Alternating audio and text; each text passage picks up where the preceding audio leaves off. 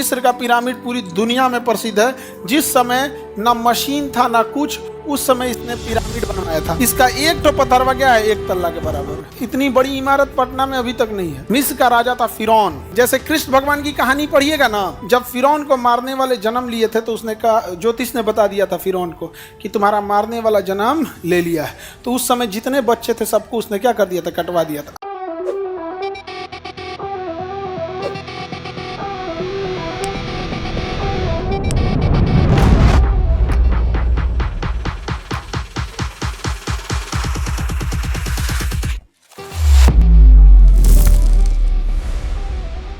मिस्र किस लिए प्रसिद्ध है, तो पिरामिड के लिए। किसके लिए? पिरामिड। पिरामिड कहाँ था? गीजा में। कहाँ पे था? गीजा में। काहिरा के पास एक शहर मिलेगा गीजा, अल गीजा लिखा होगा। काहिरा के पास एक शहर होगा, क्या लिखा होगा? अल गीजा। क्या लिखा है? अल गीजा। गीजा किस लिए प्रसिद्ध है? पिरामिड के लिए। किस चीज के लिए? पिरामिड के लिए। मिस्र का पिरामिड पूरी दुनिया में प्रसिद्ध है। जिस समय न मशीन था न कुछ, उस समय इसने पिरामिड बनवाया था। आपको लगता होगा ये 1 तल्ला है, आपको लगता होगा नहीं 1 तल्ला है। इसका एगो पत्थरवा 1 तल्ला है। इसका एक तो पत्थरवा क्या है, 1 तल्ला के बराबर है। समझ में आ गया कि नहीं आ गया? ये 1 तल्ला नहीं है यहाँ की। इतनी बड़ी इमारत पटना में अभी तक नहीं है।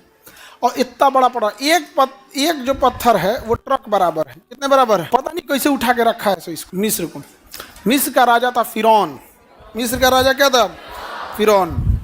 समझ में आ गया?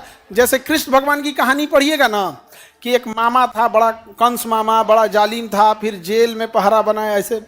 ऐसे ही इस्लाम धर्म में भी एक अगर आप कहानी पढ़ेंगे तो मिस्र की राजा फिरौन की है। किसकी है?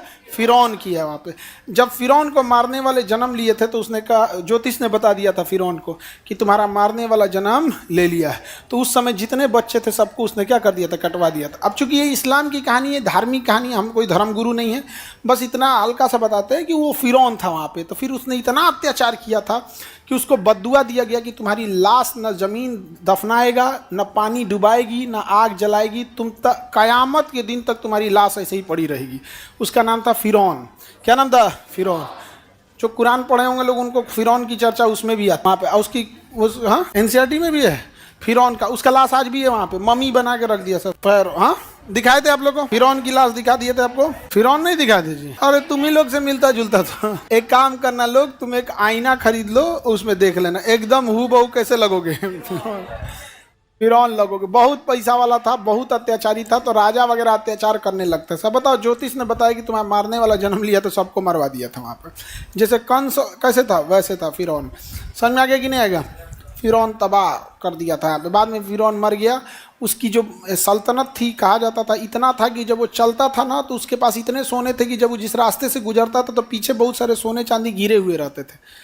समझ में? जैसे कोई किसान जाएगा खेत में से कटिया करके तो भर रास्ता तनी मनी गेहूँ धान छिटाइल रहेगा, देखते हो ना, कटिया करके गया तो छिटाइले रहेगा। वैसे उसके पास इतना सोना धन दौलत था। आप फिरौन आगे बढ़ जाए तो अब इतना बड़ा बड़ा लोग का ये सब साम्राज्य यहीं पड़ा रह गया। तो मिस्र बहुत पुरानी सभ्यता थी। नील नदी की सभ्यता किसे कहा जाता था? मिस्र को।